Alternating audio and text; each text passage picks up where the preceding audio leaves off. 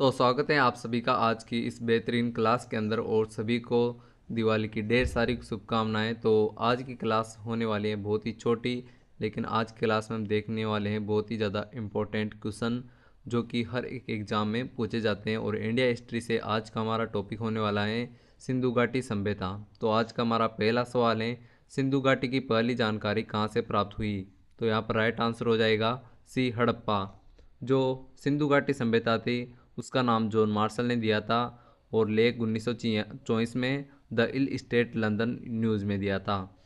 सिंधु घाटी सभ्यता के उपनाम हैं हड़प्पा सभ्यता, नगरीय सभ्यता, काशी युगीन सभ्यता, मातृसत्तात्मक सभ्यता और सिंधु सरस्वती सभ्यता। जो हड़प्पा सभ्यता थी उसकी खोज दयाराम साहनी ने की थी 1921 में। और पुरातात्विक विभाग की स्थापना 1861 में कनिगम द्वारा की गई थी और 1904 में इसका जो निर्देशक था वो जॉन मार्शल को बनाया था। सवाल नंबर 2 है, मोहनजोदड़ो की खोज किसने की? तो यहाँ पर राइट आंसर हो जाएगा ए, राकलदास बनर्जी। इन्होंने मोहनजोदड़ो की खोज 1922 ईस्वी में की थी। सवाल नंबर 3 है, सिंधु घाटी का क्षेत्र किस आकार का था? तो यहाँ पर राइट आंसर हो जाएगा सी, त्रिभुजाकार। सिंधु घाटी की जो आकृति थी वो त्रिभुजाकार की थी और इसका जो क्षेत्रफल था वो 13 लाख वर्ग किलोमीटर था। और सिंधु घाटी के कुल 25,000 से 28,000 स्थान मिले हैं, जिनमें से भारत में 917 स्थान मिले हैं और पाकिस्तान में 478 स्थान मिले हैं। यहाँ से नहरों के भी प्रमाण मिले हैं जिसकी खोज 1973 में हुई थी। सवाल नंबर 5 है, मोहनजोदड़ो से प्राप्त पशुपति की मोहर पर निम्न में से कौन सा पशु उत्कीर्ण नहीं है? तो यहाँ पर राइट आंसर हो जाएगा डी, बैल। हाथी, गेंडा, बाघ इनके चित्र पशुपति की मोहर पर अंकित थे, लेकिन बैल का जो चित्र था वो पशुपति की मोहर पर अंकित नहीं था। सवाल नंबर 5 है, सिंधु सभ्यता का वह शहर जो पाकिस्तान में है? तो यहाँ पर राइट आंसर हो जाएगा सी, हड़प्पा।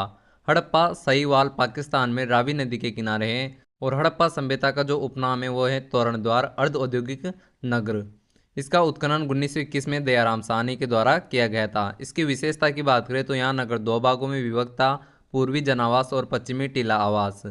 यहाँ से स्वास्तिक चिन्ह के अवशेष मिले हैं, 6 अन्नागार मिले हैं, स्त्री गर्भ से निकला पेड़ का चित्र मिला है, पीतल की इक्का गाड़ी मिली है, यहाँ से गेहूँ प्लस जौ के भी अवशेष मिले हैं, यहाँ से नटराज की मूर्ति मिली है, यहाँ से समाधि जिसे एचार कहा गया है वह भी मिली है, यहाँ से कब्रिस्तान मिला है जिसे आरसेतीस कहा गया है, यहाँ से पीतल की इक्का गाड़ी मिली है जो पहले देख चुके हैं, कांसे का दर्पण मिला है। सवाल नंबर 6 है, निम्न में से एक बंदरगाह था? तो ये राइट आंसर हो जाएगा डी, लोथल। लोथल गुजरात के अंदर है, यहाँ से कच्ची ईंटों के मकान मिले हैं। लोथल का जो उपनाम है वो है लघु मोहनजोदड़ो और लघु हड़प्पा। सवाल नंबर 7 है, लोथल किस राज्य में मिला है? तो यहाँ पर राइट आंसर हो जाएगा डी, गुजरात। यह सरगवाल गांव में अहमदाबाद में मिला है गुजरात में और यह सागरमती व भोगवा नदी के किनारे हैं। सवाल नंबर 8 है, कालीबंगा कहाँ स्थित है? तो राइट आंसर हो जाएगा सी, राजस्थान। राजस्थान में हनुमानगढ़ जिले के अंदर स्थित है, घग्गर नदी के किनारे कालीबंगा सभ्यता और इसका शाब्दिक करते हैं काली चूड़ियाँ। इसकी खोज 1951 से 52 के बीच में अमलानंद घोष द्वारा की गई थी और इसका उत्खनन 1961 से 69 के बीच में बीके थापर और बरजवासी लाल द्वारा किया गया था। सवाल नंबर 9 है, सिंधु सभ्यता से किस धातु के उपयोग के साक्ष्य मिले हैं? तो यहाँ पर राइट आंसर हो जाएगा ए, तांबा। सवाल नंबर 10 है, सिंधु सभ्यता से जुते हुए खेत कहाँ मिले थे? तो राइट आंसर हो जाएगा बी, कालीबंगा।